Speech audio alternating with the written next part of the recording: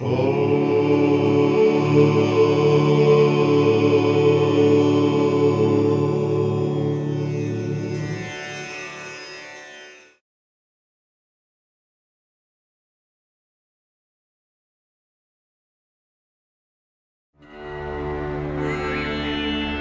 की धरती पर अनेक महान विचारक, दार्शनिक और आचार्य हुए हैं, लेकिन उन सब का चिंतन मात्र धर्म या अध्यात्म तक सीमित रहा।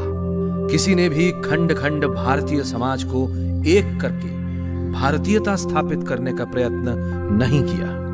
राष्ट्र के गौरव और एकता का चिंतन यदि किसी ने किया तो एकमेव महर्षि दयानंद ने युगों से चली आ रही सामाजिक उदासीनता पर प्रहार करते हुए धर्म के साथ साथ जातीय एकता का चिंतन भी समाज को दिया। महर्षि दयानंद ने जान लिया था कि जब तक राष्ट्रीय और सामाजिक एकता का बंधन मजबूत नहीं होगा, धर्म की, देश की, समाज की कोई भी उन्नति नहीं हो सकेगी। इसी कारण उन्होंने देश में एक शास्त्र, वेद और एक सर्वशक्तिमान परमेश्वर की उपासना को प्रतिष्ठित करने के लिए आजीवन प्रयत्न किया। स्वामी दयानंद मात्र सन्यासी ही नहीं थे, वेद व्याख्याता ही नहीं थे, शास्त्रों में निपुण दिग्विजयी तार्किक विद्वान ही नहीं थे, अपितु वे सच्चे अर्थों में भारतीय एकता के सूत्रधार भी थे। महर्षि दयानंद एक सच्चे युग दृष्टा, युग सृष्टा थे।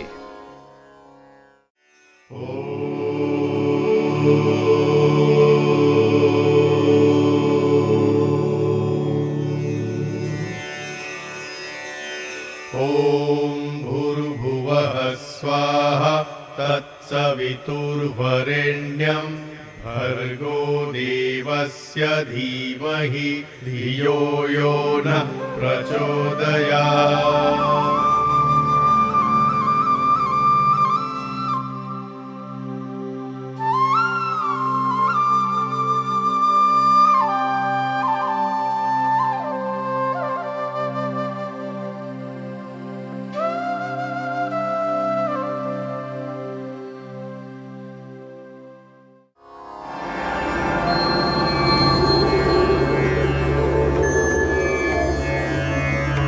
मैं हूं सृष्टि चक्र। मेरे घूमने से ही समय की गति का भी आभास होता है। अरबों वर्षों में मेरा एक चक्र पूरा होता है, जिसमें अनेकों सभ्यताएं जन्म लेती और नष्ट होती हैं। मैंने अपने इस चक्र में भी सैकड़ों सभ्यताएं देखी। मैंने इस आर्यावर्त के स्वर्णिम काल का शिखर भी देखा और पतन का गर्त भी। एक समय दिवस का प्रारंभ यहां वेदों की ऋचाओं से होता था। यहां ऐश्वर्य भी था और शांति भी। दुर्भाग्यवश आर्यावर्त की सभ्यताओं के विनाश का भी मैं मूक साक्षी हूं कि कैसे धर्म यहां क्षीण होने लगा और वासनाएं शक्तिशाली। न्याय का स्थान अन्याय ने ले लिया, धर्म का अधर्म ने, और पुरुषार्थ के आसन पर प्रमाद आसीन हो गया। आर्यावर्त का भविष्य अंधकारमय ही दृष्टिगत होता था कि तभी आर्यावर्त के अंधकारमय क्षितिज पर सौभाग्य का सूर्योदय हुआ, जब काठियावाड़ की मोरबी रियासत में डेमी नदी के तट पर टंकारा ग्राम में एक औदिच्य ब्राह्मण करशनजीत त्रिवाड़ी के घर 12 फरवरी 1824 ईस्वी को एक बालक का जन्म हुआ। बधाई हो, बेटा हुआ है।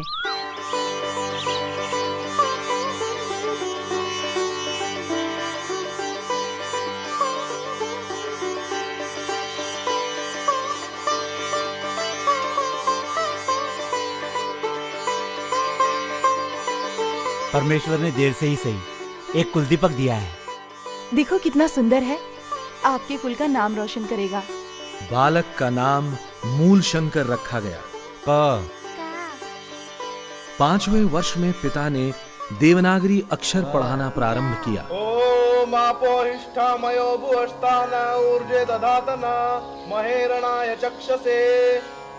8वें वर्ष में मूलशंकर का यज्ञोपवीत हुआ और उसके बाद यजुर्वेद का अध्ययन प्रारंभ हुआ।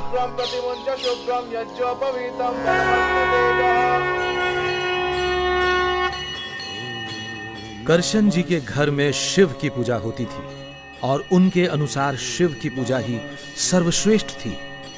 वे पुत्र को शिव पुराण की कथा में अपने साथ ले जाया करते। मूलशंकर की अवस्था कोई 14 की होगी। एक शिवरात्रि पर करशन जी ने मूलशंकर को शिव कथा महात्म्य सुनाया और जोर देकर उससे भी व्रत रखवाया और रात को मंदिर में जागरण के लिए अपने साथ लेकर गए। वहां मूलशंकर ने देखा, पिताजी, पिताजी, शिवलिंग पे चूहे चढ़ रहे हैं। चढ़ने दो बेटा, ये तो जानवर है, इन्हें कुछ पता नहीं, तुम आराम करो। लेकिन पिताजी, शिवजी की कथा के महादेव तो चेतन हैं, वरदान और श्राप देते हैं, नंदी बैल की सवारी करते हैं, फिर चूहे उनके ऊपर कैसे चढ़ सकते हैं? बेटा, आप कलयुग में महादेव के दर्शन कहाँ होते हैं, वो तो कैलाश में रहते हैं। ये शिवलिंग तो उनकी पूजा करने के लिए है, इसी से वो प्रसन्न हो जाते हैं। तुम आराम करो। मैं घर जा रहा हूँ। ठीक है, सैनिकों को साथ ले जाओ और हाँ, ध्यान रहे अपना व्रत न तोड़ना। माँ, प्रसाद और शिवलिंग पर चूहे कूद रहे थे। कूदने दो, आप भोजन करो। लेकिन माँ, चूहे बार बार शिवलिंग पे चढ़ रहे थे और प्रसाद को गंदा कर रहे थे। आज सुबह से कुछ नहीं खाया, आप भोजन करो।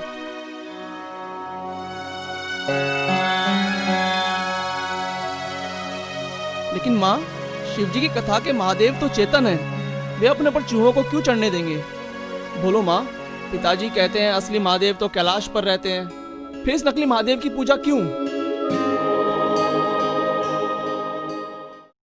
मूलशंकर, तुमने अपना व्रत क्यों तोड़ा? कुछ धर्म संस्कार सीखोगे कि नहीं? पिताजी, जब ये असली महादेव ही नहीं है तो मैं इनकी पूजा क्यों करूं? जब तक असली महादेव के दर्शन नहीं होते, मैं इस पत्थर के महादेव की पूजा नहीं करूंगा। सृष्टि का चक्र यूं ही घूमता रहा। उत्पत्ति, विकास, विनाश और पुनरोत्पत्ति, शोक, विषाद, विचार सब अपनी अपनी गति से आते और जाते रहे। सुख संपत्ति और धन धान्य से भरे करशन जी के घर पर भी एक दिन घोर दुख की कालिमा छा गई, जब उनकी 14 वर्षीय पुत्री की अचानक हैजे से मृत्यु हो गई। किशोर मूलशंकर सोच में पड़ गया कि कैसे कुछ ही घंटे पहले तक हंसती खेलती उसकी बहन मर गई। उसके हृदय को गहरा धक्का लगा। मूलशंकर के मन में वैराग्य की जड़ पड़ गई। 5 साल बाद मूलशंकर के एक बहुत ही धर्मात्मा चाचा की भी मृत्यु हो गई। वो विचार में डूब गया कि क्या सब इसी तरह मर जाएंगे और वो स्वयं भी। ऐसा कुछ करना चाहिए जिससे मृत्यु का दुख छूट सके। मूलशंकर के मन में वैराग्य की भावना और भी गहरी हो गई। समय बीतता गया।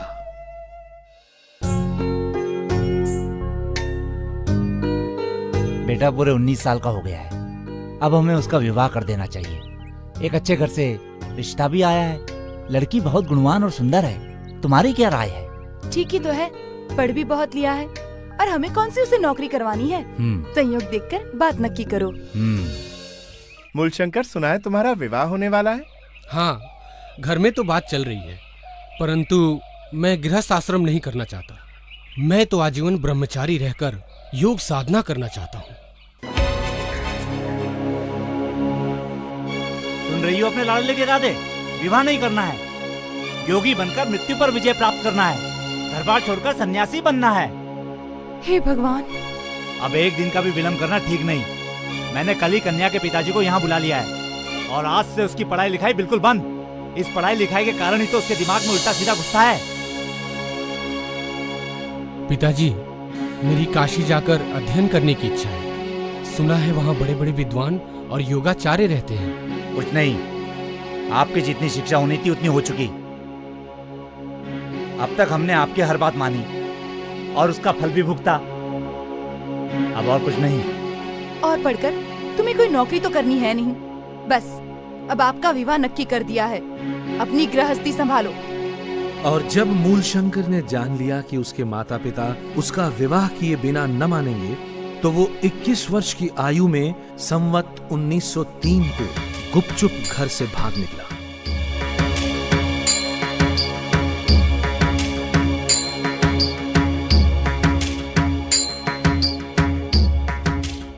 रास्ते में उसे साधुओं के वेश में कुछ ठग मिले। इधर आओ बच्चा। तुम कौन हो बच्चा, और कहाँ जा रहे हो? मेरे मन में वैराग्य की तीव्र भावना है और मैं योग साधना करना चाहता हूँ। इन कीमती वस्त्रों में साधना नहीं हो सकती है। बच्चा अगर सच्चा बैरागी बनना चाहता है तो इन आभूषणों के मोह माया से दूर हो जा। ये कर्ण श्रृंगार, ये मुद्रिका, ये सब योग साधना में बाधक हैं। जिस उद्देश्य की प्राप्ति के लिए मैंने अपने माँ बाप को भी छोड़ दिया, उसी उद्देश्य की प्राप्ति की राह में इन तुच्छ कपड़ों और आभूषणों को रोड़ा नहीं बनने दिया जा सकता।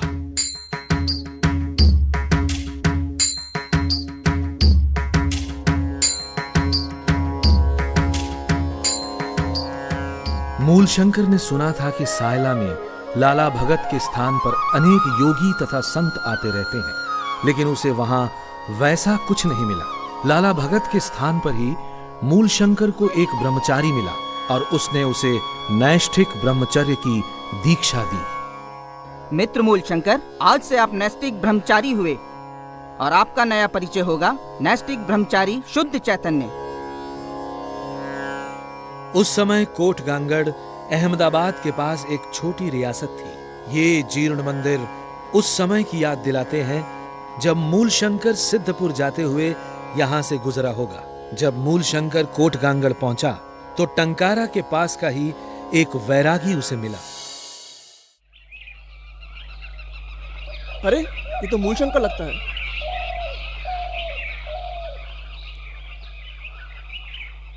मूलशंकर, तुम यहाँ ये गेरुए वस्त्र क्यों धारण किए हैं? क्या तुमने घर छोड़ दिया है? हाँ, मैंने घर छोड़ दिया है। अब कहाँ जा रहे हो? मैं कार्तिकी के मेले पर सिद्धपुर को जा रहा हूँ।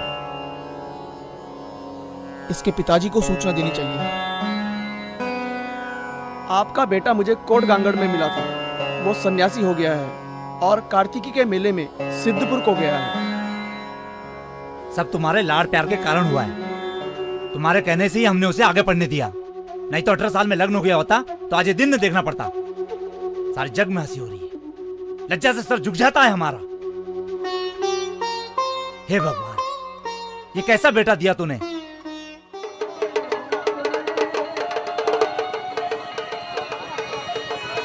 सिद्धपुर एक महत्वपूर्ण पौराणिक तीर्थ है जहां माता के श्राद्ध के लिए लोग आते हैं।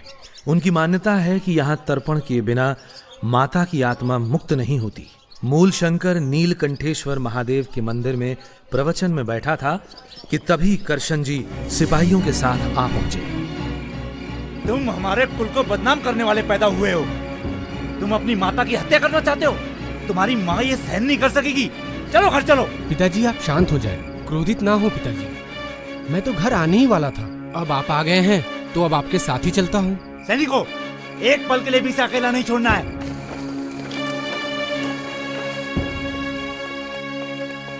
और इस प्रकार करशन जी सिपाहियों के सख्त पहरे में अपने बेटे को लेकर घर की ओर चल पड़े। लेकिन अवश्यंभावी को कौन रोक पाया है। रास्ता बहुत लंबा था और मूलशंकर का निश्चय बहुत ही पक्का।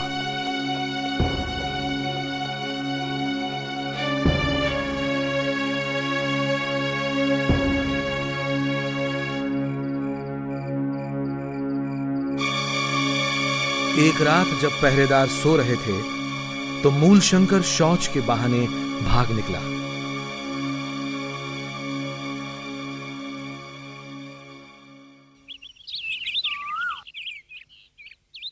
बेटा मूलशंकर, मूलशंकर,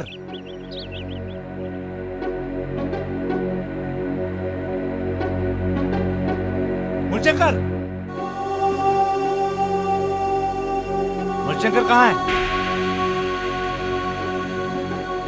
और कई कोस चलने के बाद एक वृक्ष के सहारे एक मंदिर की चोटी के पीछे छिपकर बैठ गया और संध्या होने के बाद मूलशंकर फिर मंदिर से उतरकर अपने रास्ते पर चल पड़ा। बचते बचते चलते हुए मूलशंकर बरोड़ा के चेतन मठ पहुंचा। वहीं उसे पता चला कि आजकल चाणोद करनाली में बड़े बड़े विद्वान रहते हैं। युवक मूलशंकर योगियों की खोज में चाणोद करनाली पहुंचा और वहां पर अनेक योगियों और पंडितों से अनेक विषयों पर वार्तालाप किया। ब्रह्मचर्य आश्रम में रसोई हाथ से बनानी पड़ती थी और अध्ययन में विघ्न पड़ता था। इस विचार से मूलशंकर की संन्यास लेने की इच्छा हुई। इसी चाणोद करनाली नगर में मूलशंकर ने संन्यास की दीक्षा ली। एक दक्षिणी दंडी स्वामी पूर्णानंद सरस्वती जो श्रृंगेरी से द्वारका मठ को जाते हुए वहां रुके हुए थे, उन्होंने ही मूलशंकर को संन्यास की दीक्षा दी। संन्यस्तं मया ओम भुवः संन्यस्तं मया। आज से विश्व आपको स्वामी दयानंद सरस्वती के नाम से जानेगा। चाणोद करनाली में स्वामी जी ने व्यास आश्रम में रहने वाले योगी योगानंद के बारे में सुना और उनसे मिलने व्यास आश्रम चले गए और योगानंद से स्वामी जी ने योगाभ्यास सीखा। फिर शिनौर में कृष्ण शास्त्री से कुछ समय तक व्याकरण सीखा। उसके बाद उत्तराखंड में और भी ऊंची योग्यता वाले योगियों और साधकों की खोज में स्वामी जी हरिद्वार की ओर चल दिए। संवत 1911 के हरिद्वार के कुंभ में होते हुए स्वामी जी टिहरी पहुंचे। उन्होंने वहां मिलने वाले अनेक तंत्र ग्रंथ देखे। मद्य, मांस, मुद्रा आदि पंचमकारों से मुक्ति होना आदि लेख उनमें देखकर स्वामी जी को बहुत खेद हुआ। स्वामी जी सिद्ध योगियों की खोज में भटकते रहे और जिससे जो मिला योग का ज्ञान प्राप्त किया। स्वामी जी रुद्रप्रयाग, अगस्त मुनि, त्रियुगी नारायण, गौरी कुंड आदि स्थानों को होते हुए केदारनाथ पहुंचे। वहां से तुंगनाथ के पर्वत पर चढ़ गए। तुंगनाथ का मंदिर देखा। तुंगनाथ पर चढ़ना और उतरना दोनों बहुत ही कष्ट साध्य थे, लेकिन यह कष्ट उद्देश्य के सामने तुच्छ था। तुंगनाथ से उतरकर स्वामी जी ओखी मठ पहुंचे। सन्यासी, तुम हमारे शिष्य बन जाओ। मेरे बाद तुम ही यहाँ के महंत बनोगे और ये सारी संपत्ति तुम्हारी हो जाएगी। मैं जिस संपत्ति को ढूंढ रहा हूँ वो आपके पास किंचित भी नहीं है महंत जी। और भ्रमण करते करते स्वामी जी बद्री नारायण आ गए। वहां के विद्वान महंत रावल जी के साथ वेदों व दर्शन पर स्वामी जी का सकारात्मक वाद विवाद हुआ। सिद्ध पुरुषों की खोज करते करते स्वामी जी माना ग्राम होते हुए अलकनंदा नदी के स्रोत की ओर चल पड़े। पर्वत, मार्ग, टीले सब बहुत घनी बर्फ से ढके थे। एक स्थान पर मार्ग ढूंढने के लिए स्वामी जी ने नदी को पार करने का निश्चय कर लिया। ठंड बहुत अधिक थी। नदी में बर्फ के तेज और नुकीले टुकड़े पैरों में चाकू की तरह लग रहे थे। पैरों से खून बहने लगा। पैर सुन्न हो गए, जिसके कारण अपने बड़े बड़े घावों को भी स्वामी जी जान न सके। भूख और प्यास से जब रहा न गया तो स्वामी जी ने बर्फ का एक टुकड़ा खाकर भूख शांत करने का प्रयत्न किया, लेकिन फिर भी स्वामी जी अलकनंदा नदी के स्रोत वसुधारा तक पहुंचे। स्वामी जी को अब तक कोई ऐसा सिद्ध योगी नहीं मिला था जिसकी उन्हें तलाश थी। उनके मन में निराशा का भाव पैदा होने लगा। जिस आशा में मैंने अपना घर बार छोड़ा, माता पिता और कुटुंब को छोड़ा कि बड़े बड़े योगियों का सत्संग करूंगा, योगी बनूंगा, मृत्यु पर विजय प्राप्त करूंगा, जिसके लिए इतने कष्ट उठाए, आपदाएं झेली, मृत्यु के मुंह तक मैं अनेक बार गया। कहां है वे सिद्ध पुरुष? कहां है वे योगी जिनकी खोज में मैं अपना जीवन मिटाने को उद्यत हूं? इस जीवन से तो अच्छा है इसी हिमालय पर अपने प्राण त्याग दूं। लेकिन तभी उन्हें आभास हुआ कि जैसे कोई प्रेरणा कर रहा हो। नहीं दयानंद, निराश होने का कोई कारण नहीं है। क्यों भूलते हो कि इतनी विपत्तियों के बाद भी उस परम पिता ने तुम्हें जीवित रखा है? इसमें अवश्य ही उसका कोई उद्देश्य है। संभवतः वो तुम्हें किसी महान कार्य का निमित्त बनाना चाहता है। दयानंद, निराशा के भाव से बाहर आ। और स्वामी जी ने आत्महत्या का विचार त्याग कर ज्ञानोपार्जन करने का निश्चय किया और पहाड़ों से उतरने लगे। गढ़मुक्तेश्वर में स्वामी जी को एक दिन गंगा में बहता हुआ एक शव दिखा। तंत्र ग्रंथों में वर्णित नाड़ी चक्र की सत्यता जांचने के लिए स्वामी जी नदी में कूद शव को तट पर ले आए और एक तेज चाकू से शव को चीरकर इन पुस्तकों में वर्णित नाड़ी चक्र से तुलना करने लगे। पुस्तक और शरीर में लेश मात्र भी मेल नहीं था। स्वामी जी ने पुस्तकों को फाड़कर शव के साथ ही नदी में बहा दिया। योगियों की खोज में स्वामी दयानंद ने कई साल का समय लगाया। बर्फ से ढके पहाड़ों की दुर्गमता, कठिन चढ़ाई, हड्डियां कपा देने वाली ठंड, वनों की भीषणता, कोई भी बात उन्हें विचलित न कर सकी। भूख, प्यास, प्रलोभन, कोई भी बाधा उन्हें अपने मार्ग से न डिगा सकी। नर्मदा, हिमालय और गंगा पर सिद्धों को खोजते खोजते स्वामी जी काशी पहुंचे और वहां से एक बार फिर नर्मदा के स्रोत की ओर प्रस्थान कर गए। नर्मदा के सुरम्य तटों के साथ साथ चलते हुए स्वामी जी घने जंगलों से गुजरे, जहां उनका सामना भयानक जानवरों से भी हुआ। कई बार कभी बैठकर, कभी पेट के बल रेंगकर, घायल होकर उन्हें कंटीली झाड़ियों से निकलना पड़ा। जंगल, कांटे, जानवर, किसी भी बात की चिंता किए बिना सिद्ध योगियों का अनुसंधान करते स्वामी जी अपने गंतव्य की ओर बढ़ते गए।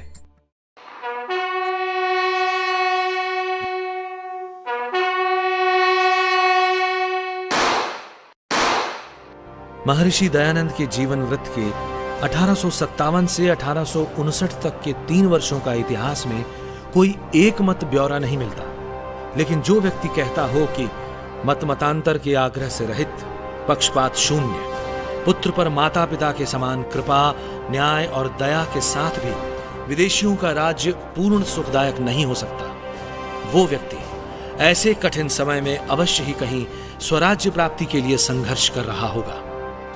अंततः स्वामी जी सन 1860 में मथुरा पहुंचे। हरिद्वार में ही स्वामी पूर्णानंद जी ने उन्हें व्याकरण मार्तंड स्वामी विरजानंद जी के पास जाने की सलाह दी थी। गले में रुद्राक्ष की माला, शरीर पर भस्म, गेरुए वस्त्र और हाथ में लोटा लिए स्वामी जी एक दिन दंडी विरजानंद जी की पाठशाला में उपस्थित हुए। कौन है? मैं हूं दयानंद सरस्वती।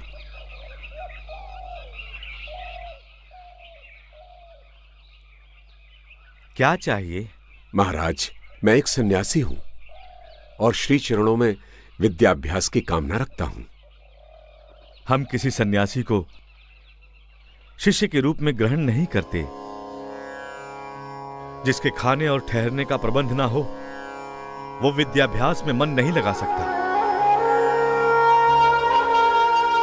दंडी जी की इस शर्त से निराश हो स्वामी जी यमुना पर किम कर्तव्य विमूढ़ घूम रहे थे कि संयोग से एक सज्जन पुरुष अमरलाल जोशी से उनका परिचय हुआ और उन्होंने स्वामी जी के भोजन का प्रबंध कर दिया। विश्राम घाट पर लक्ष्मी नारायण मंदिर में रहने के लिए एक कोठरी भी मिल गई।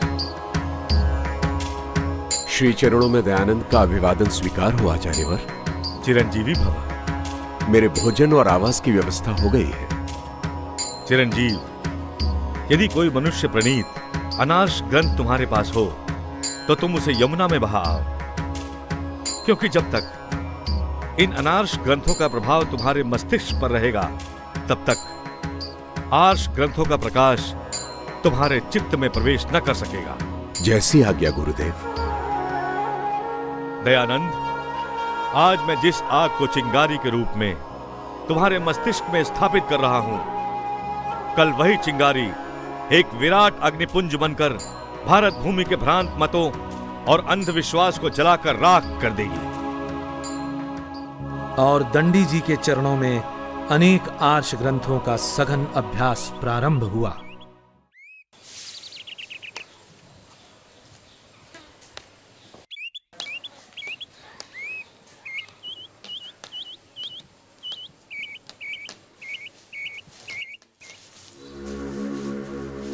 दयानंद। जी आचार्यवर। ये क्या है?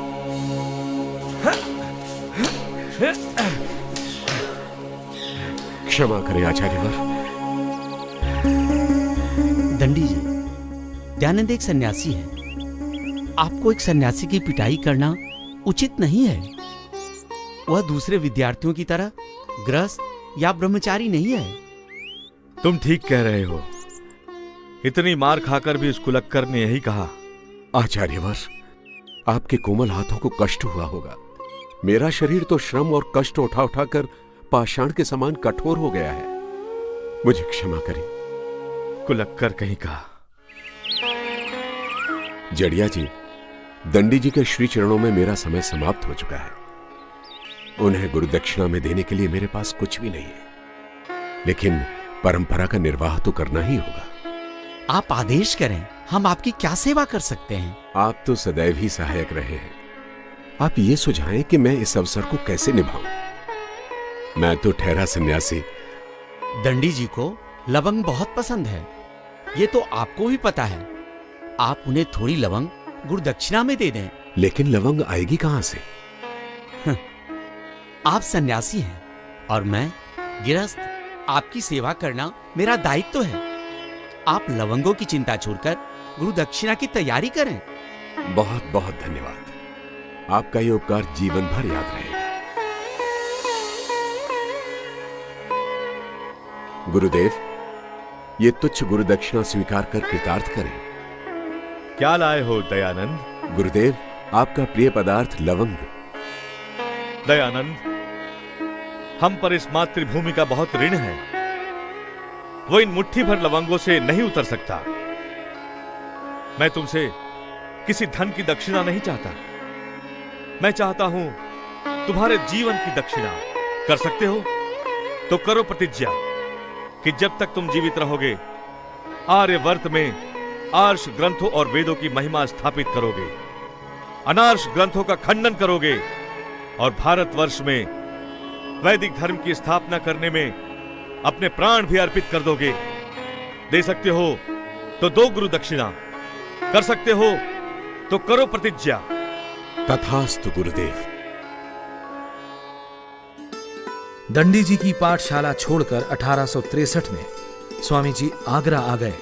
स्वामी जी ने आगरा से जयपुर होते हुए राजपुताने के अनेक नगरों का भ्रमण किया और गुरु जी को दी हुई प्रतिज्ञा पर कार्य प्रारंभ करने का निश्चय किया। पुष्कर में इसी ब्रह्मा जी के मंदिर में स्वामी जी ने निवास किया था। यही है वो कोठरी जहां स्वामी जी एक बार ठहरे थे। यहां स्वामी जी ने अवैदिक मतों का खंडन प्रारंभ किया। वैदिक मत को स्वीकारते हुए यहां अनेक लोगों ने माला कंठी उतारकर जनेऊ धारण किया। गाय की दुर्दशा देख स्वामी जी की आत्मा रोती थी। अजमेर में स्वामी जी ने वहां के पॉलिटिकल एजेंट कर्नल ब्रूक्स को गौरक्षा से होने वाले लाभ समझाए। कालांतर में गौरक्षा के लिए स्वामी जी ने 3 करोड़ हस्ताक्षरों के साथ एक पत्र महारानी विक्टोरिया को प्रस्तुत करने का निश्चय किया, परंतु समय रहते इतने हस्ताक्षर एकत्रित न हो सके। दूसरे पशुओं का संरक्षण भी स्वामी जी के लिए उतना ही महत्वपूर्ण था, क्योंकि ये भारतीय कृषि और ग्रामीण अर्थव्यवस्था की रीढ़ थे। अजमेर में ही विभिन्न मतों के धर्माचार्यों से शास्त्रार्थ भी हुआ। स्वामी जी ने हरिद्वार के 1867 के कुंभ में सप्त सरोवर पर, जो आज वैदिक मोहन आश्रम के नाम से जाना जाता है, धार्मिक पाखंड के विरुद्ध पाखंड खंडनी पताका फहराई और उसके नीचे खड़े होकर जनता को संदेश दिया। धर्म जिज्ञासुओं, अज्ञान के अंधकार से निकलो। ईश्वर निराकार है, सर्वशक्तिमान है। उसका कोई रूप नहीं, कोई आकार नहीं। उसे किसी माध्यम की, किसी अवतार की आवश्यकता नहीं। ईश्वर प्राप्ति तीर्थ, कंठी, तिलक, छाप या सुमरणी से नहीं, वरन शुद्ध विचार और सत्य आचरण से ही संभव है। सत्य सनातन वैदिक धर्म की राह पर चलकर ही मनुष्य की मुक्ति संभव है। आओ लौट चले वेदों की ओर, आओ लौट चले वेदों की ओर। स्वामी जी को घोर शोक हुआ कि साधु समाज मूल सत्य सनातन वैदिक धर्म को भुलाकर संकीर्णताओं में बट गया है। उनके मन में समाज कल्याण की तीव्र भावना उत्पन्न हुई और अपने पास की प्रत्येक वस्तु, कपड़े, पुस्तकें, धन सब उन्हें इष्ट सिद्धि में बाधा प्रतीत होने लगे। और ओम सर्वम वै पूर्णम स्वाहा कहते हुए स्वामी जी ने अपना सब कुछ जनता में बांट दिया और इष्ट सिद्धि होने तक मात्र संस्कृत में बात करने और गंगा तट पर विचरण करने का व्रत ले लिया।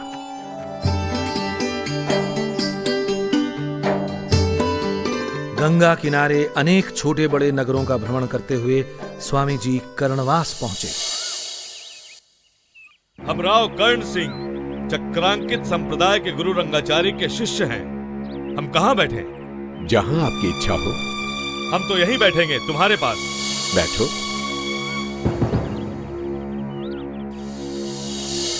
लेकिन मस्तक पर यह तिलक क्यों लगाया है? तिलक लगाने से ईश्वर प्राप्त नहीं होता। स्वामी, ये हमारा परम मत है। यदि तुमने इसका खंडन किया तो हम बहुत बुरी तरह पेश आएंगे। सत्य कहते हुए सिर भी कटता है तो चिंता नहीं। और यदि तुम लड़ाई करना चाहते हो तो जाकर राजपूताना के राजाओं से करो।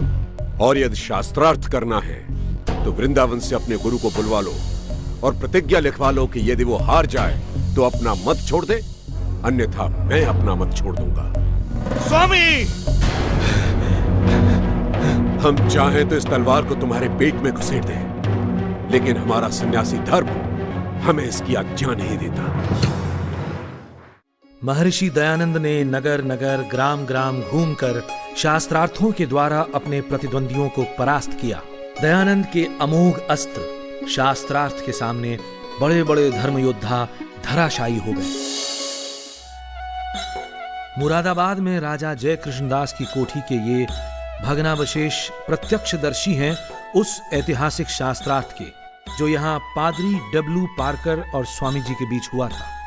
ये शास्त्रार्थ 15 दिनों तक चला था। इसमें अनेक विषयों पर वाद विवाद हुआ था। इस शास्त्रार्थ की विशेषता ये थी कि इसे स्वयं वहां के कलेक्टर ने आयोजित किया था। वहां उपस्थित अंग्रेज ये देखकर दंग रह गए थे कि एक सन्यासी राजनीति शास्त्र पर भी धारा प्रवाह बोल सकता है। वागर्थः प्रतिपत्तये जगतः पितरो वंदे पार्वती परमेश्वरौ। आज मैं दयानंद से इन मूर्तियों को भोग लगवा कर ही उठूंगा। वेदों में मूर्ति पूजा का प्रमाण तो दीजिए। मूर्ति पूजा का प्रमाण? आप लक्षण के लक्षण बताइए। लक्षण का कोई लक्षण नहीं होता। जैसे आटे का आटा नहीं होता या दूध का दूध नहीं होता। लक्ष्य का लक्षण होता है। लक्ष्य का क्या लक्षण होता है ये आप बताइए। मैं अपनी पराजय स्वीकार करता हूं और इन मूर्तियों को सदा के लिए नमस्कार करता हूं। इस शास्त्रार्थ से उस क्षेत्र के क्षत्रियों पर बहुत प्रभाव पड़ा और उसी दिन सैकड़ों राजपूतों व अन्यों ने कंठी और माला छोड़कर यज्ञोपवीत धारण किया। स्वामी जी के प्रति लोगों में श्रद्धा का समुद्र उमड़ पड़ा। सनातन धर्म की जय हो। यज्ञ में मद्यपान किया जाता था। सौत्रामण्यम सुराम पिबेत। यहां सुरा का अभिप्राय सोमलता से है, न कि मदिरा। मद्यपान सभी प्रामाणिक शास्त्रों में वर्जित है। आप सन्यासी के लक्षण बताइए। केश, मूछ, दाढ़ी, नख दूर करे, पात्र, दंड और कुसुम के वस्त्र धारण करे और किसी प्राणी को पीड़ा न देता हुआ सदा नियम में रहकर विचरण करे। आप ब्राह्मण के लक्षण कहिए। ब्रह्मम जानाति ब्रह्म। आप भाषा में बोल सकते हैं। धातु समर्थ होता है या असमर्थ? अष्टाध्यायी 2:1 के अनुसार धातु समर्थ होता है। तो असमर्थ किसे कहते हैं? सापेक्षो असमर्थो, अपेक्षा करने वाला असमर्थ होता है। ये महाभाष्य का वचन है। ये महाभाष्य का वचन नहीं है। हम जो कहते हैं हमारा वचन महाभाष्यकार के वचन से कम नहीं है। आप महाभाष्यकार पातंजलि मुनि के सामने किसी गणना में नहीं है। पांडित्य का इतना गर्व है तो बताइए, कलम किसकी संज्ञा है?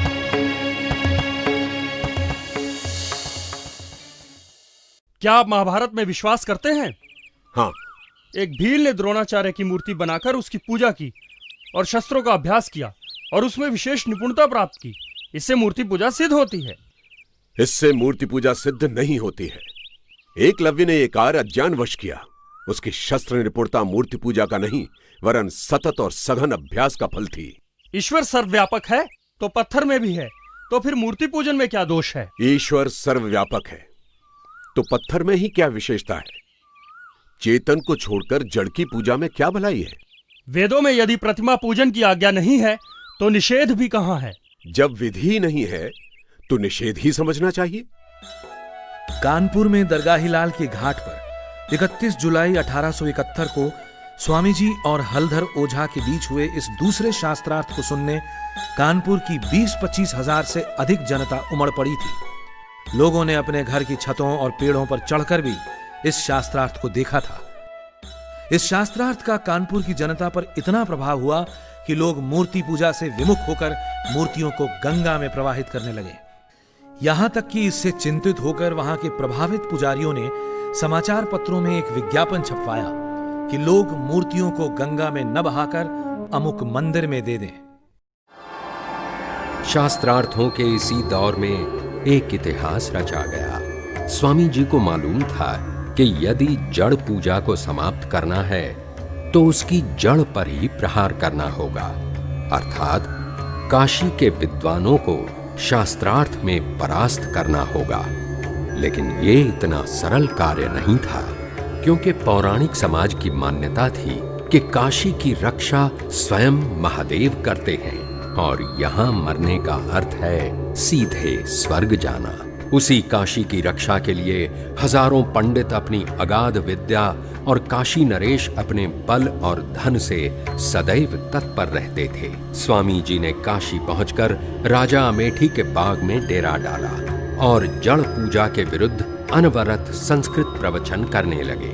परमेश्वर की अनुकंपा से स्वामी जी ने हजारों पंडितों की विद्या, काशी नरेश के अनंत वैभव और महादेव के अनेक विकराल अनुचरों का सामना करते हुए मूर्ति पूजा के दृढ़तम दुर्ग पर आक्रमण करने का निश्चय किया।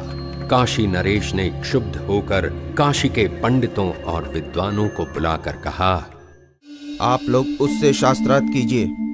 जो आज्ञा महाराज। परंतु हम में से अधिकांश ने वेद नहीं पढ़े हैं। वेदों और अन्य शास्त्रों को देखने और समझने के लिए थोड़ा सा समय चाहिए। काशी नरेश की जय हो। काशी के पंडित समूह ने एकजुट होकर स्वामी जी पर प्रहार करने की योजना बनाई। ज्ञान से, छल से, कपट से, चरित्र हनन से, अपमान से, जैसे भी हो सके स्वामी जी को मिटाने पर डट गए। अंततः शास्त्रार्थ का दिन आ पहुंचा। स्वामी जी के एक अनुयायी ने शंकाग्रस्त होकर कहा, महाराज, आज बहुत भीड़ होगी और आपके पक्ष का तो वहाँ कोई भी नहीं होगा। आपको वहाँ नहीं जाना चाहिए। बलदेव, सत्य का सूरज अकेले ही अंधकार की सेना पर विजय पाता है। प्राणों के भय से ईश्वर की आज्ञा का उल्लंघन नहीं किया जा सकता।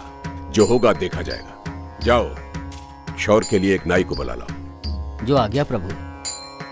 शास्त्रार्थ के दिन शास्त्रार्थ स्थल पर 50,000 से अधिक की भीड़ उमड़ पड़ी। काशी के पंडित पालकियों में बैठकर चंवर डुलवाते हुए और अपनी जय बुलवाते हुए शास्त्रार्थ स्थल पर पहुंचे।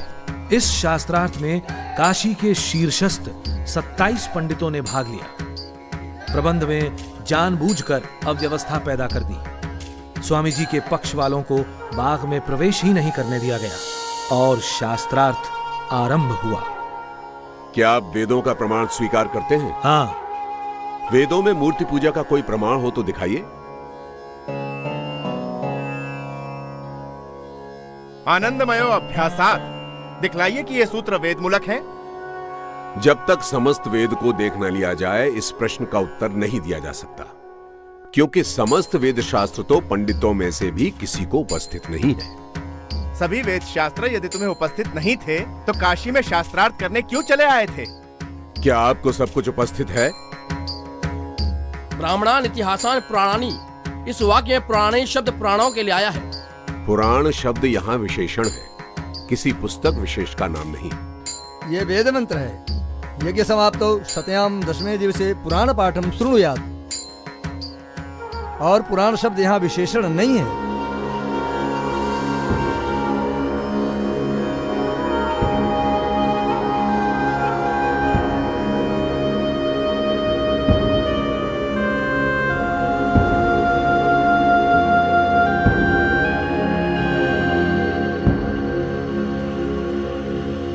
स्वामी जी उस तुड़े मुड़े पुर्जे के अपठनीय लेख को पढ़ने का प्रयत्न कर ही रहे थे कि ओ दयानंद हार गए, दयानंद हार गए। सब कुछ पूर्व निर्धारित योजना के अनुसार किया गया। पंडितों के गुंडों ने स्वामी जी को शारीरिक हानि पहुंचाने का भी पूरा प्रयत्न किया, लेकिन रघुनाथ प्रसाद कोतवाल की तत्परता से उन्हें कोई हानि नहीं पहुंची। उस दिन कौन जीता कौन हारा ये तो ईश्वर जानता है, लेकिन स्वामी जी को आशा थी कि इतने विद्वानों की उपस्थिति में शास्त्रार्थ न्यायपूर्वक होगा।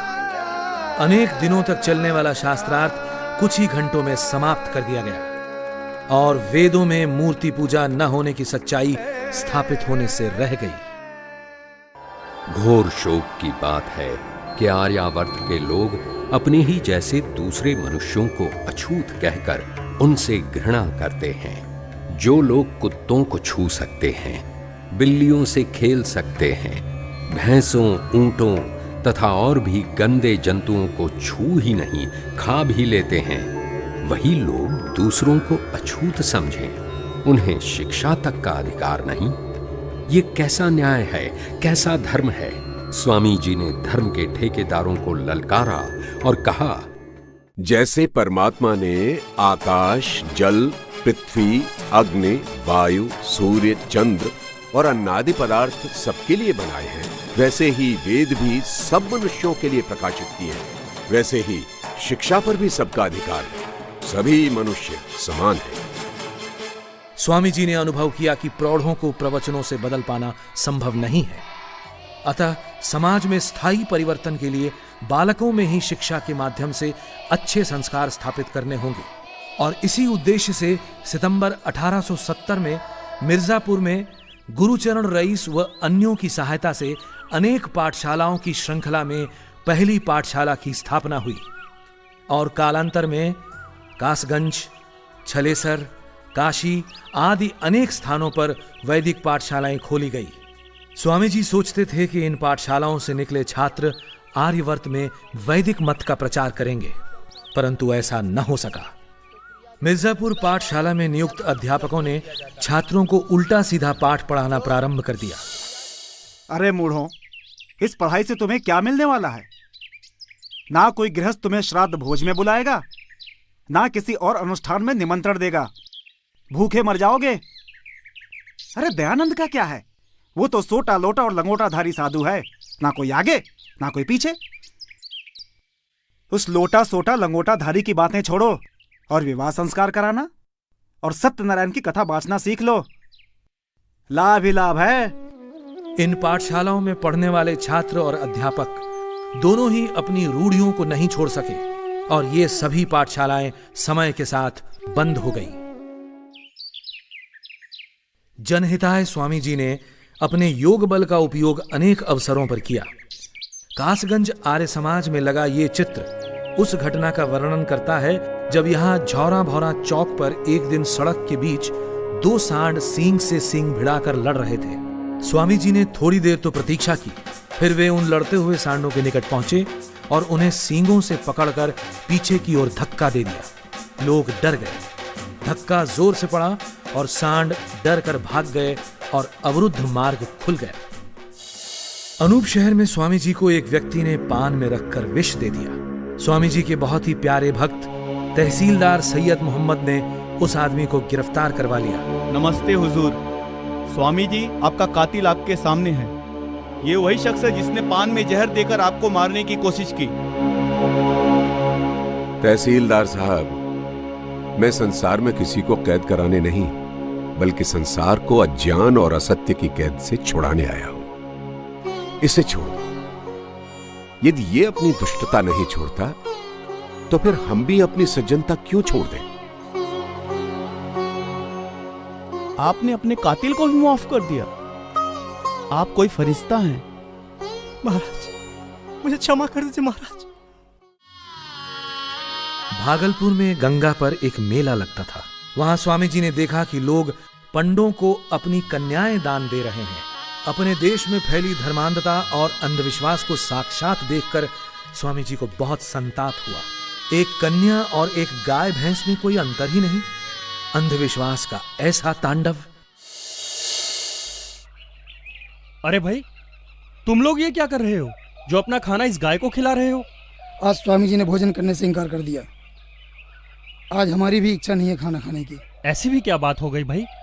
आज स्वामी जी ने गंगा तट पर लोगों को अपनी बेटियां पंडों को दान करते देखा है, इसीलिए आज उनसे खाना भी नहीं खाया गया। कितने अच्छे हैं वो, दूसरों के दुख को देखकर दुखी हो जाते हैं। वो चाहते हैं दुनिया से सब बुराइयां दूर हो जाएं। सबको उनका साथ देना चाहिए। हाँ, हम सबको उनका साथ देना चाहिए। कलकत्ता में स्वामी जी कई महीने रहे। यहाँ रहते हुए उन्होंने अनेक शास्त्रार्थ और प्रवचन दिए। कलकत्ता में स्वामी जी का ब्रह्मो समाज के नेताओं से काफी संपर्क रहा। कलकत्ता में ही स्वामी जी ने पूरे वस्त्र पहनना और आर्य भाषा हिंदी में बोलना प्रारंभ किया। 14 वर्ष पहले भी दयानंद मथुरा आया था। तब उसे कोई नहीं जानता था। उसने सुन रखा था कि मथुरा में दंडी विरजानंद की पाठशाला में ज्ञान का झरना बहता है। ज्ञान के उसी झरने से ज्ञान की कुछ बूंदें प्राप्त करने दयानंद दंडी विरजानंद की शरण में पहुंचा था और अध्ययन के बाद वैदिक धर्म के पुनरुत्थान में अपना शेष जीवन लगा देने की प्रतिज्ञा के साथ उसने मथुरा छोड़ा था। आज वही दयानंद फिर मथुरा आया है। आज वो शिष्य नहीं, गुरु है। उसके लाखों शिष्य हैं। आज उसका नाम सुनकर बड़े बड़े धर्म दुर्ग हिलने लगते हैं। उनके रक्षकों को हृदयाघात होने लगता है। उस समय भी मथुरा वृंदावन भारत में पौराणिक धर्म के दृढ़तम दुर्ग समझे जाते थे और इस दुर्ग के द्वारपाल थे रंगाचार्य। स्वामी जी के मथुरा वृंदावन पधारने का उद्देश्य था रंगाचार्य से शास्त्रार्थ करना। रंगाचार्य कहते थे कि तिलक, छाप, कंठी और मूर्ति पूजा सब वेद सिद्ध है। स्वामी जी ने उन्हें शास्त्रार्थ के लिए निमंत्रण भेजा, लेकिन रंगाचार्य शास्त्रार्थ के लिए आगे नहीं आए। स्वामी जी का तो कमाल है, उनकी हाजिर जवाबी का तो कोई जवाब ही नहीं। हाँ, एक बार अनूप शहर में एक नाई स्वामी जी के लिए बड़े प्यार से अपने घर से रोटी बनाकर लाया और स्वामी जी ने भी उसे उतनी इज्जत देकर स्वीकार किया। एक आदमी बोला, स्वामी जी ये रोटी मत खाइए, ये नाई की रोटी है। स्वामी जी उलट पलट के उस रोटी को देखने लगे। क्या बात है? और बोले, भाई ये नाई की रोटी कहाँ है? ये तो गेहूं की रोटी है। 1874 में जब स्वामी जी काशी में थे तो स्वामी जी के एक श्रद्धालु राजा जय कृष्णदास ने उनसे आग्रह किया कि महाराज, समस्त जनता तक आपके उपदेश पहुंचे, इस उद्देश्य से आपको अपने विचार पुस्तक के रूप में छपवाना चाहिए, क्योंकि न तो आप स्वयं सर्वत्र जा सकते हैं और न सभी लोग आपके प्रवचनों को स्वयं सुन सकते हैं।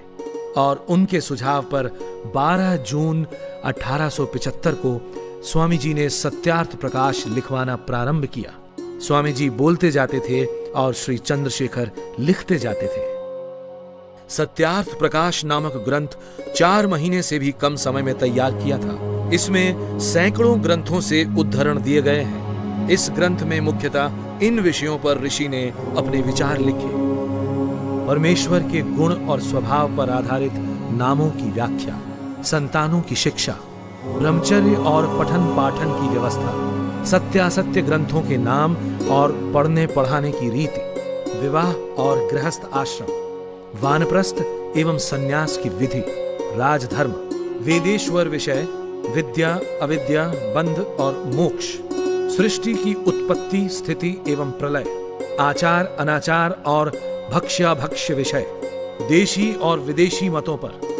स्वामी जी के ऋषि होने का प्रमाण सत्यार्थ प्रकाश से मिलता है, जिसमें उन्होंने 1875 में ही नमक और जंगलात के कानून की अनीति और अन्याय को अनुभव करते हुए अपनी राय दी कि ये दोनों ही वस्तुएं शासन के नियंत्रण में नहीं होनी चाहिए।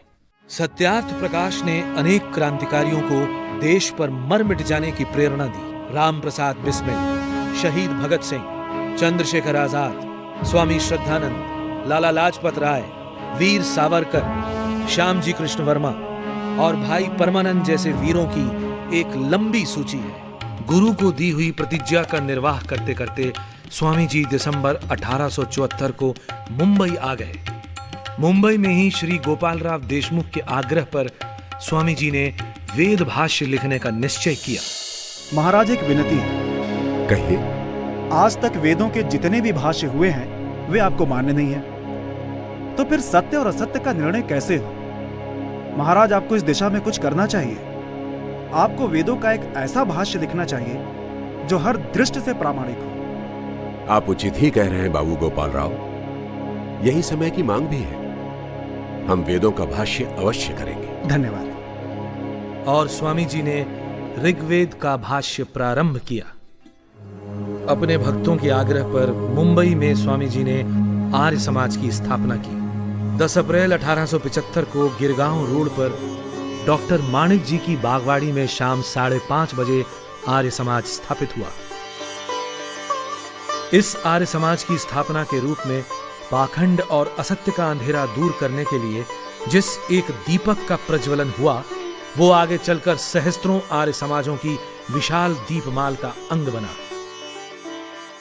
मुंबई की जनता पर स्वामी जी के व्यापक प्रभाव से विरोधी हताश होने लगे और मूर्ति पूजा खंडन बंद करने के बदले में उन्हें शिवजी का अवतार घोषित करने का प्रलोभन भी दिया गया। यह बड़ी चिंता का विषय है कि हमारे समाज के सैकड़ों व्यक्ति दयानंद के अनुयायी बनते जा रहे हैं। इसे रोकना होगा।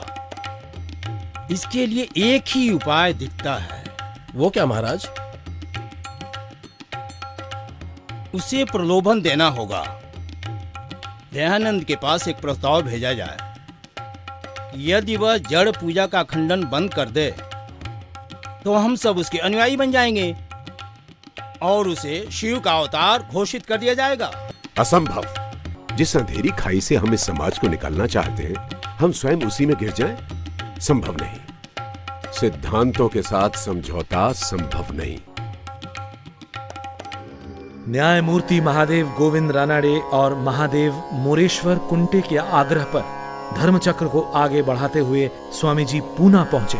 भिड़े के बाड़े और कैंप में ईस्ट स्ट्रीट में मराठी स्कूल में स्वामी जी के कुल 54 व्याख्यान हुए, जिनमें से 15 व्याख्यान लिखे गए और बाद में उपदेश मंजरी के नाम से प्रकाशित हुए। पूना का एक पौराणिक वर्ग नहीं मानता था कि वर्ण जन्म पर नहीं बल्कि कर्म पर आधारित है और वेदों पर सबका अधिकार है। पूना में स्वामी जी के भक्तों ने उनके सम्मान में एक शोभा यात्रा निकाली जो इस मकान बैरिस्टर महस्के के घर से प्रारंभ हुई थी। महस्के साहब, स्वामी जी के शोभा यात्रा के सारे प्रबंध कर लिए गए? हाँ साहब, कल की शोभा यात्रा के सारे प्रबंध हो चुके हैं। हाथी, घोड़े, बैंड बाजे सब प्रबंध हो चुके हैं। उनकी सुरक्षा का भी हमें पूरा ध्यान रखना होगा और कुछ सेवक हर समय स्वामी जी के आसपास रहेंगे और स्वामी जी को बिल्कुल आभास नहीं होना चाहिए। आप स्वामी जी से हाथी पर बैठने का आग्रह कीजिए। उनकी शान तो हाथी पर बैठने में ही है। विनती करके देख लेंगे। वैसे स्वामी जी मना कर देंगे, वो पैदल ही चलना पसंद करेंगे। विरोधियों ने भी एक विरोध यात्रा निकाली। दयानंद की शोभा यात्रा की पूरी तैयारी हो गई है? हाँ साहब, सब तैयारी हो गई है। दयानंद गधे का झूल और उसके स्वागत के लिए गोबर, कीचड़, पानी, ईंट वगैरह सब इंतजाम हो गया है साहब। दयानंद जिंदगी भर पूना को याद रखेगा। हमारे गधे का नाम होगा गर्दबानंद सरस्वती। दयानंद की यात्रा के साथ साथ गर्दबानंद सरस्वती की यात्रा भी भिड़े के बाड़े में साथ ही पहुंचेगी। वहां सभी घरों में उनके स्वागत की सारी सामग्री रखवा दी गई है। जैसे ही उनकी शोभा यात्रा वहां पहुंचेगी, गोबर, ईंट, कीचड़ से उसका स्वागत होगा।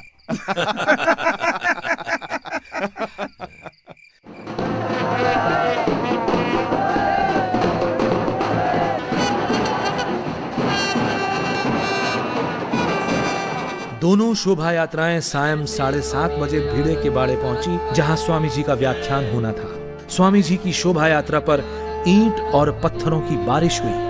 घरों की खिड़कियों और छतों से कीचड़, गोबर और पत्थर बरसते रहे। पूना के भक्तों का विश्वास और धैर्य प्रशंसनीय था, जो इस सब के बाद भी हजारों की संख्या में उपस्थित रहे।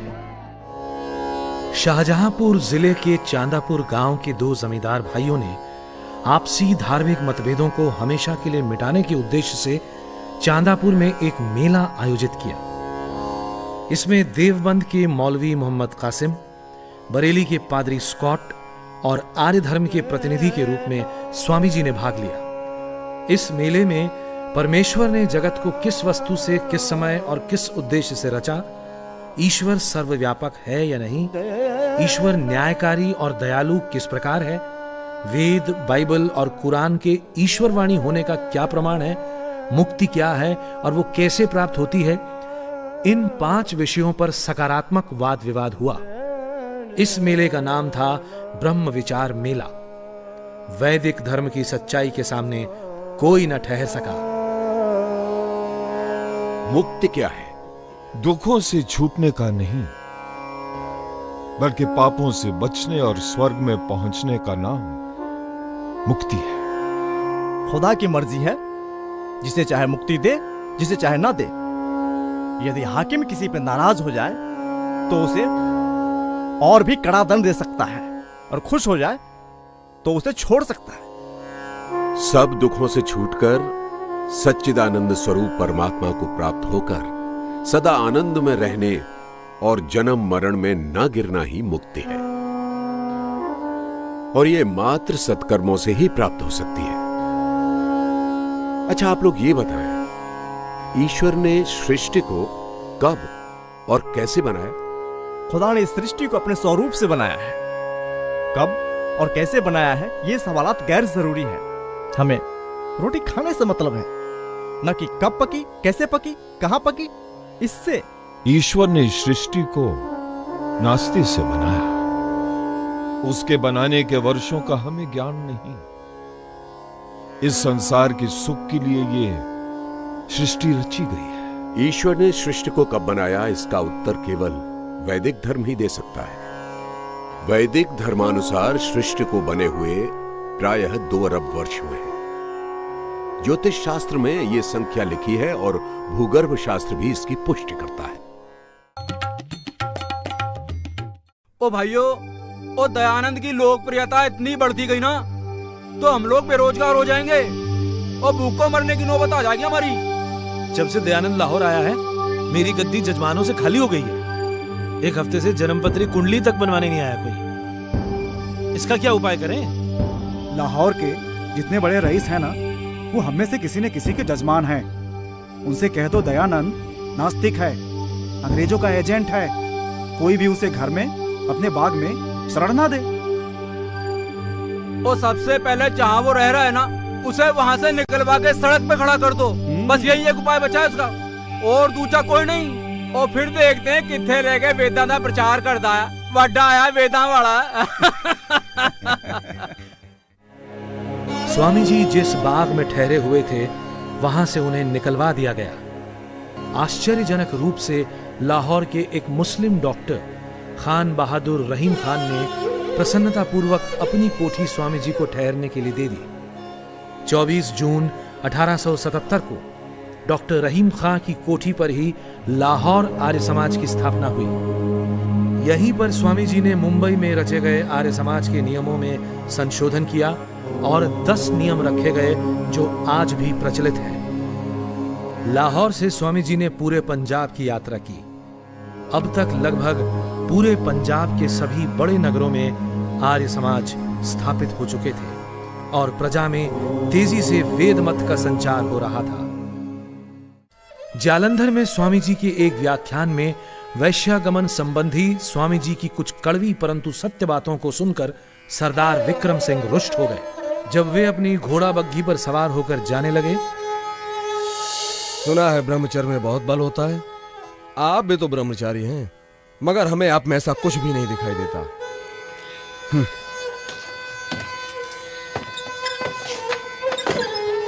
चलो कोचवान।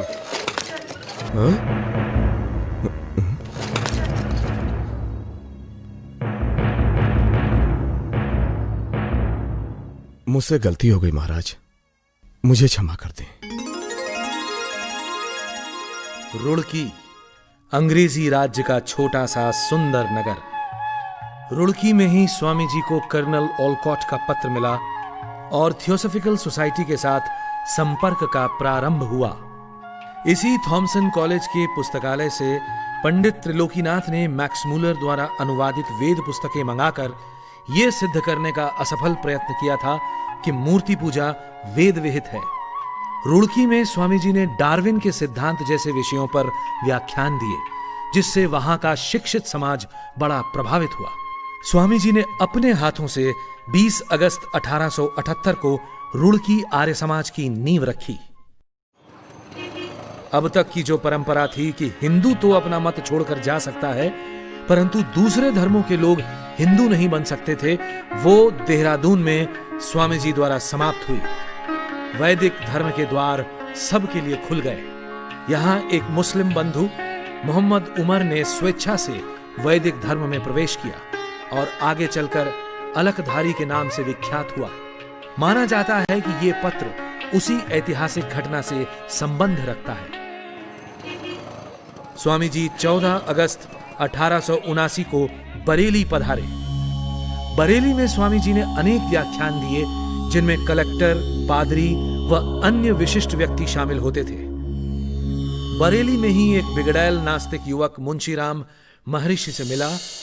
महाराज, आपने मेरे प्रश्नों का उत्तर देकर मुझे निरुत्तर तो कर दिया, लेकिन ईश्वर के अस्तित्व में मेरा विश्वास अब भी पैदा नहीं कर सके।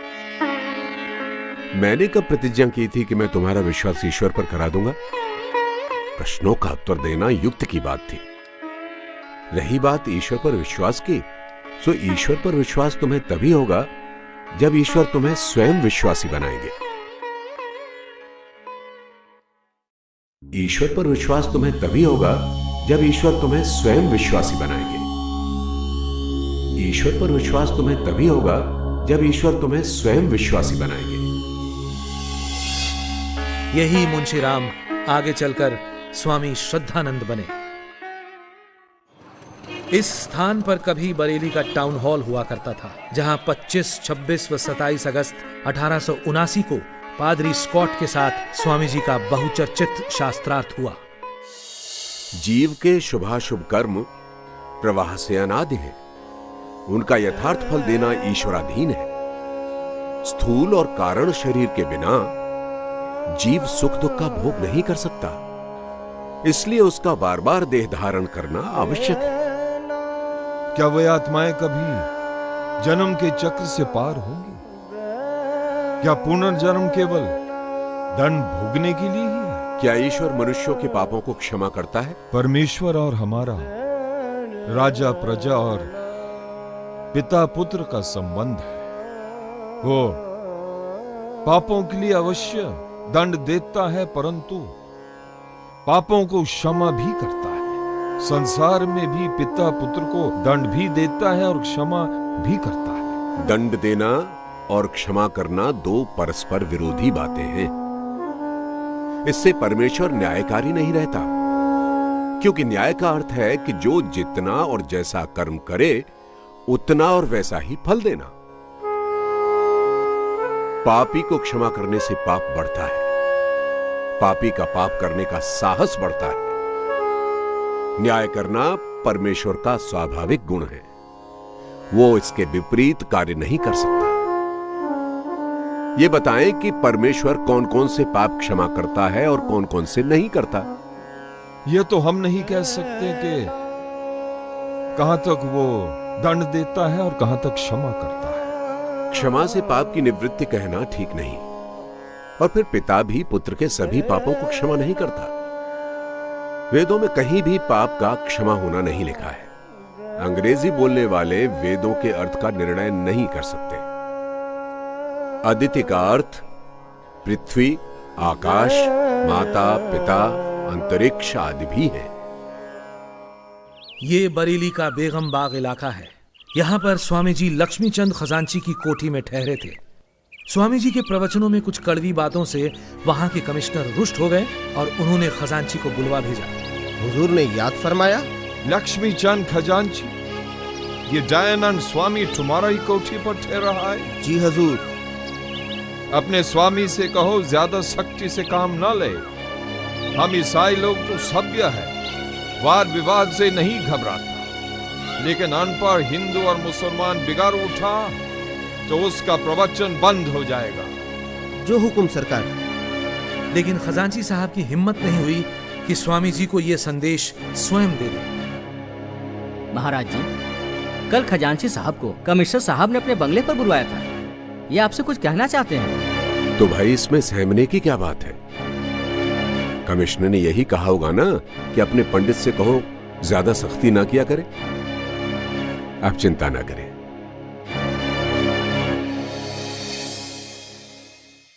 कोई कहता है कि सत्य ना बोलो, कलेक्टर नाराज हो जाएगा। सत्य ना कहो, नहीं तो कमिश्नर गुस्सा करेगा। चक्रवर्ती राजा ही क्यों ना हो, हम सत्य कहकर ही रहेंगे। शरीर तो अनित्य है, इसकी रक्षा के लिए अधर्म करना व्यर्थ है। परंतु मुझे वो शूरवीर दिखाओ जो मेरे आत्मा का नाश कर सकता हो। और जब तक ऐसा शूरवीर पैदा नहीं हो जाता, मैं ये सोचने को भी तैयार नहीं कि मैं कभी सत्य को दबाऊंगा। अमेरिका वालों यानी कर्नल ओलकॉट और मैडम ब्लवत्स्की के बहुत आग्रह पर बरेली में ही स्वामी जी ने अपने जीवन चरित का कुछ अंश भी लिखा। ये दर्दनाक घटना स्वामी जी की नजरों के सामने फर्रुखाबाद में घटी। एक बूढ़ी औरत अपने जवान बेटे का शव गंगा किनारे लाई। वो इतनी निर्धन थी कि शवदाह के लिए लकड़ी भी नहीं जुटा पाई, और साथ आए पुरुषों की सहायता से उसने वो शव गंगा में बहा दिया। घोर शोक कि हमारा देश इतना निर्धन हो गया है कि एक मृत शरीर को लकड़ी तक नहीं मिल सकती। अंधविश्वासों के तले पिस रही जनता को जगाने के लिए स्वामी जी ने अपनी लेखनी को और तेज करने का निश्चय किया, लेकिन उनके ग्रंथ कोई आसानी से नहीं छापता था। सो स्वामी जी ने एक प्रिंटिंग प्रेस स्थापित करने का निश्चय किया और माघ शुक्ल 2 संवत 1936 को काशी में लक्ष्मी कुंड पर मेरठ और फर्रुखाबाद की आर्य समाजों तथा राजा जय कृष्णदास की सहायता से एक प्रिंटिंग प्रेस की स्थापना हुई, जिसका नाम आर्य प्रकाश यंत्रालय रखा गया। आज वही प्रिंटिंग प्रेस अजमेर में वैदिक यंत्रालय के नाम से स्थित है। यह मशीन स्वामी जी ने स्वयं अपने हाथों से खरीदी थी। स्वामी जी का मानना था कि यदि पूरी आर्य जाति का विकास करना है तो स्त्रियों को शिक्षित करना होगा।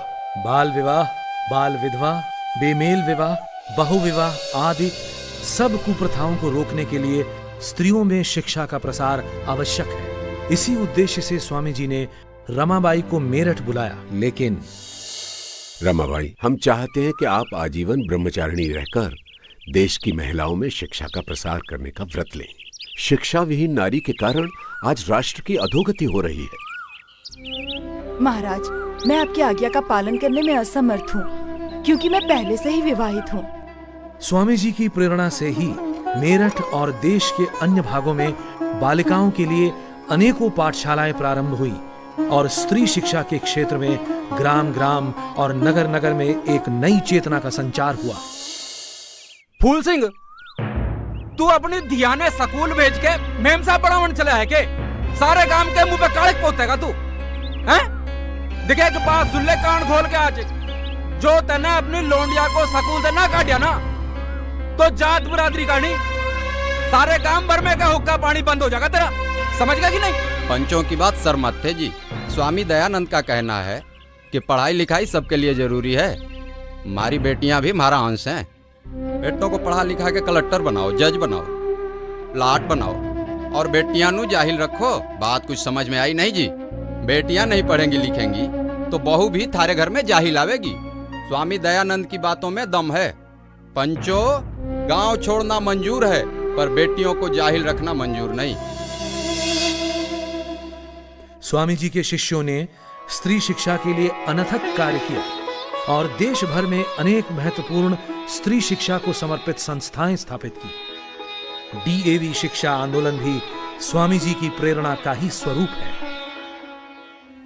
देश में जात पात को बहुत अधिक महत्ता दी जा रही थी और हर व्यक्ति अपने जाति सूचक उपनाम से स्वयं को बड़ा और दूसरों को छोटा सिद्ध करना चाहता था। देश की प्रथम जनगणना के समय स्वामी जी आगरा में थे और वहीं से स्वामी जी ने सभी आर्य समाजों को निर्देश भिजवाया प्रधान जी, कृपया आप अपने सभी सदस्यों से आग्रह करें कि आने वाली जनगणना में अपने नाम के साथ जाति सूचक उपनाम न लगाकर आर्य लिखाएं और अपना धर्म वैदिक धर्म लिखाएं, क्योंकि हिंदू शब्द विदेशियों की देन है और फारसी में हिंदू शब्द के अर्थ चोर, डाकू इत्यादि हैं। आप सभी को आशीर्वाद। दयानंद सरस्वती। स्वामी जी की बात बिल्कुल ठीक है।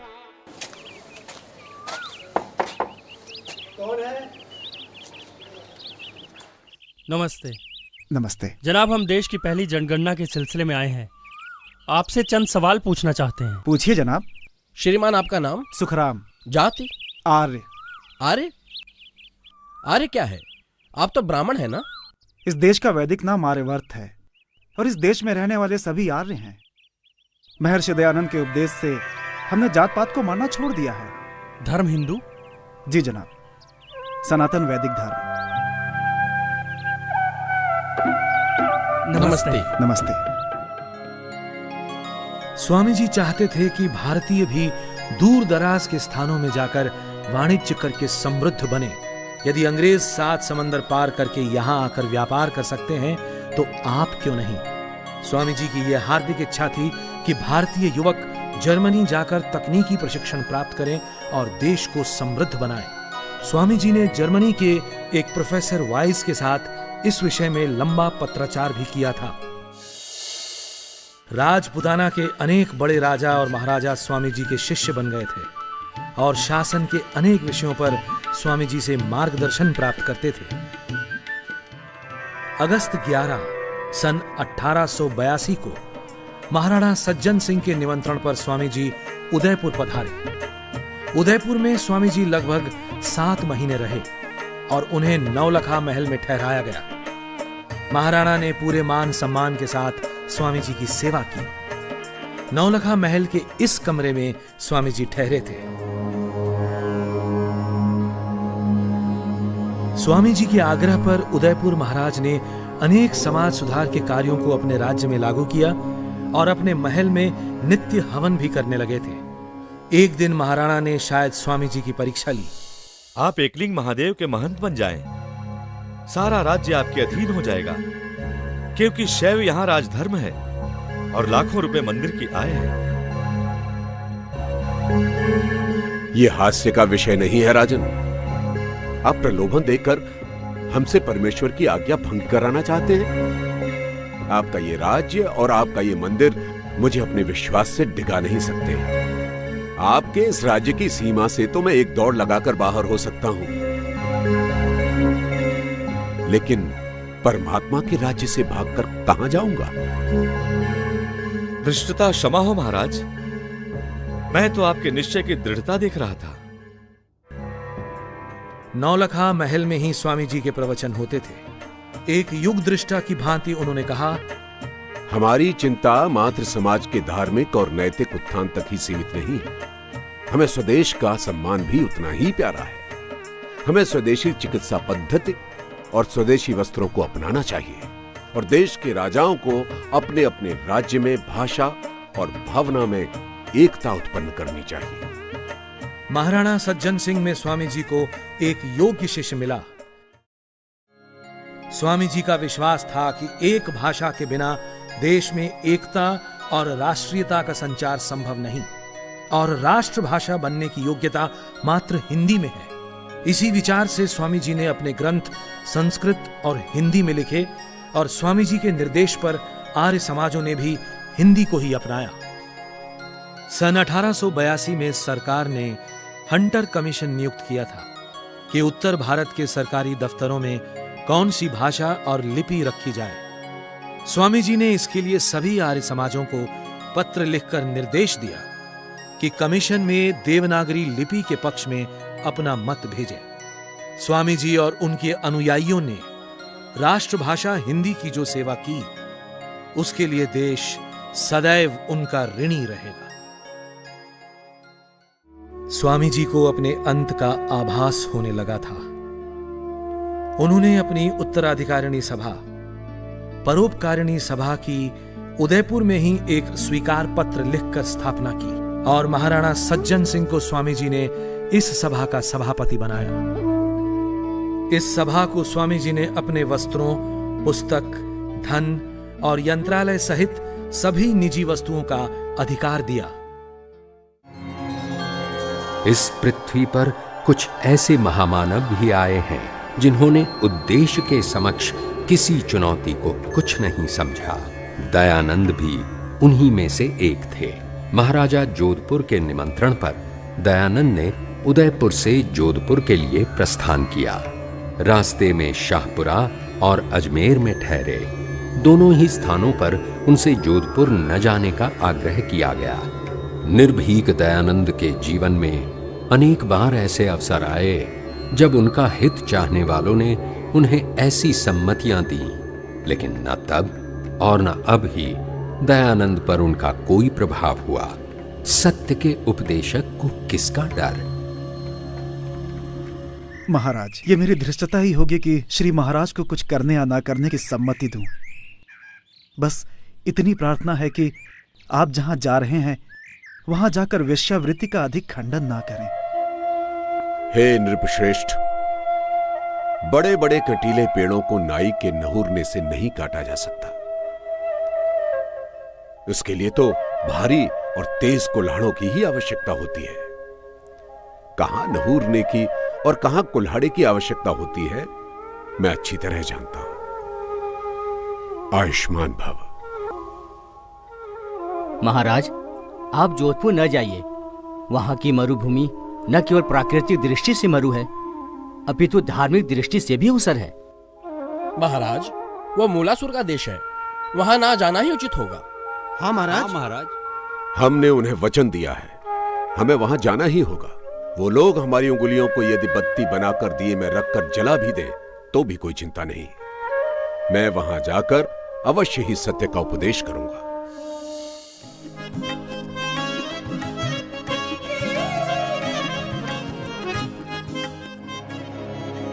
जोधपुर में स्वामी जी को इसी फैजुल्ला खां की कोठी में ठहराया गया था। यहीं पर उपदेश होने लगे। जनता में उनके सिद्धांतों के प्रति अनुराग बढ़ने लगा। उन्होंने कहा, क्षत्रियों को, राजाओं को, महाराजाओं को चरित्रवान बनना चाहिए, क्योंकि प्रजा की रक्षा रोगी शरीर और वेश्याओं के चंगुल में फंसे व्यसनी राजा नहीं कर सकते, वरन स्वस्थ और चरित्रवान राजा ही कर सकते हैं। याद रहे, एक तरफ जहां मनुष्य मात्र को यज्ञोपवीत धारण करने का अधिकार है, तो वहीं अपने आचरण से गिर गए व्यक्ति से यज्ञोपवीत उतरवाया भी जा सकता है। एक दिन जब स्वामी जी महाराजा से मिलने उनके महल में पहुंचे तो महाराजा के पास उनकी विशेष कृपा पात्र नन्ही भगतन बैठी हुई थी। कहिए नन्ही जी, राज्य में सब ठीक ठाक है? कुछ ही दिनों में गवर्नर राज्य के दौरे पर आने वाले हैं और स्वामी जी की सेवा में भी कोई कमी नहीं रहनी चाहिए। महाराज, जब से स्वामी दयानंद जी जोधपुर पधारे हैं, हमारी सुध लेने की तो आपको फुर्सत ही नहीं है। आपका सारा वक्त बस रेजिडेंट और स्वामी जी की खातिर में ही जाता है। अपनी नन्ही को तो जैसे आप भूल ही गए। ऐसी बात नहीं है। दरअसल स्वामी जी की बातों का प्रभाव ही कुछ ऐसा है कि। महाराज, स्वामी जी पधार रहे हैं। नन्ही, आप तुरंत चलिए। पालकी उठाते समय पालकी का एक सिरा थोड़ा झुक गया तो महाराजा ने अपने कंधे का सहारा दे दिया। स्वामी जी ने वो सब कुछ देख लिया। राजन, राजा को अपनी मर्यादा को नहीं भूलना चाहिए। राजा सिंह के समान होता है, उसे अपनी मर्यादा अनुसार ही वर्तना चाहिए।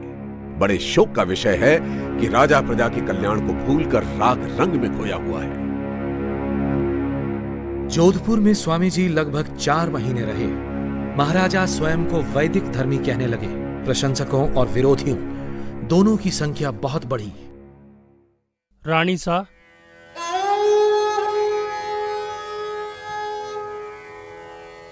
आज रात को उस स्वामी के दूध में ये पुड़िया मिलाकर देना है तुझे।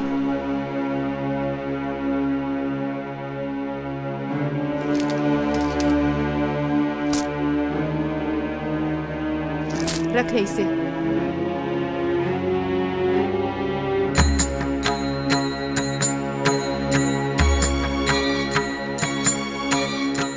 स्वामी जी को राजपुताने के राजाओं महाराजाओं से बहुत आशा थी।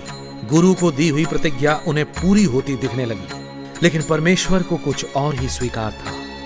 29 सितंबर की रात को नित्य की भांति उनके रसोइये ने उन्हें दूध पिलाया, लेकिन देर रात उदरशूल के कारण स्वामी जी की नींद टूट गई। उन्हें संदेह हुआ कि उन्हें कोई विषाक्त पदार्थ खिलाया गया है। स्वामी जी ने न्यौली क्रिया करके विष को निकालने का प्रयत्न किया, लेकिन नहीं निकाल पाए। राज्य की ओर से पहले डॉक्टर सूरजमल और फिर अली मर्दान खान ने उनका इलाज किया, लेकिन उपचार के साथ रोग बढ़ता गया। कहीं इलाज में लापरवाही की गई थी या फिर एक षड्यंत्र। पहले दूध में विष और फिर जानबूझकर गलत दवा। 26 अक्टूबर को स्वामी जी अजमेर में भिनाई कोठी में आ गए। तबीयत में कोई सुधार नहीं हुआ। 30 अक्टूबर दीपावली का दिन। अचानक उस दिन स्वामी जी को काफी अच्छा लग रहा था। लगभग 5:30 बजे स्वामी जी ने अपने पास खड़े लोगों से कहा, आप सब लोग हमारे पीछे की ओर खड़े हो जाएं। सामने कोई न खड़ा रहे। सभी खिड़की दरवाजे और रोशनदान खोल दो। आज तिथि क्या है? कौन सा पक्ष और कौन सा वार है? महाराज, कृष्ण पक्ष का अंत, शुक्ल की आदि अमावस्या और दिन मंगलवार है। और स्वामी जी ने कुछ देर ईशोपासना की।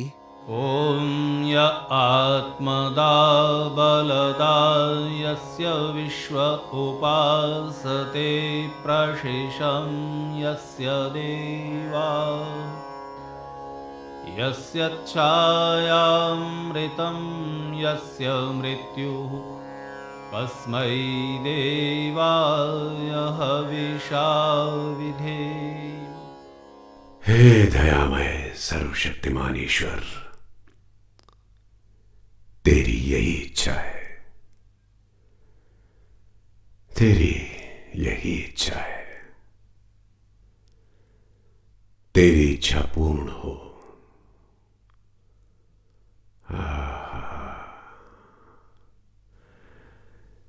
तेने अच्छी लीला की। कुछ देर मौन रहने के पश्चात सांस रोककर प्राण बाहर निकाल दिए।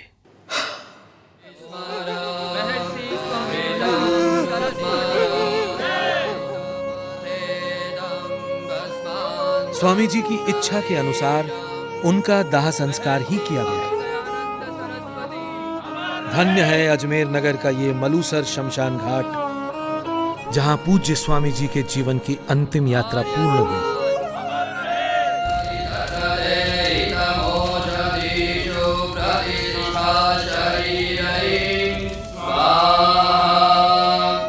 मेरे शव की भस्म खेतों में डाल देना, काम आएगी। हम मंदिरों, मठों और उनमें रखी मूर्तियों के विनाश के समर्थक नहीं हैं। हम तो लोगों के मस्तिष्क में बनी अंधविश्वास की मूर्तियां तोड़ना चाहते हैं, न कि मंदिरों और मठों में रखी हुई मूर्तियां। सारी मानव जाति एक है। हमें किसी धर्म विशेष से द्वेष नहीं। हम तो मानते हैं कि हर धर्म के मूल में शुद्ध मानव धर्म के तत्व हैं। हमने तो सिर्फ धर्म के नाम पर चलाई गई कुरीतियों और पाखंडों का विरोध किया है।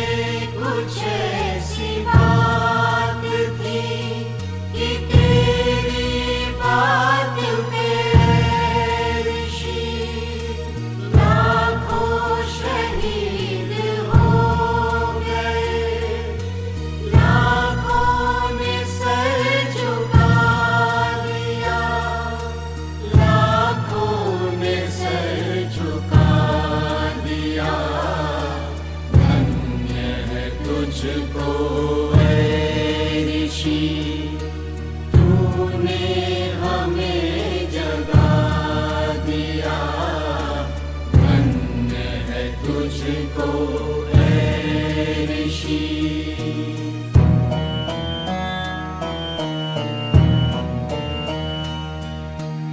अब लाओ और दलितों का सर फिर से ऊंचा कर गया, खुद ही जहर को पी लिया, अमृत हमें पिला दिया, अमृत हमें पिला दिया।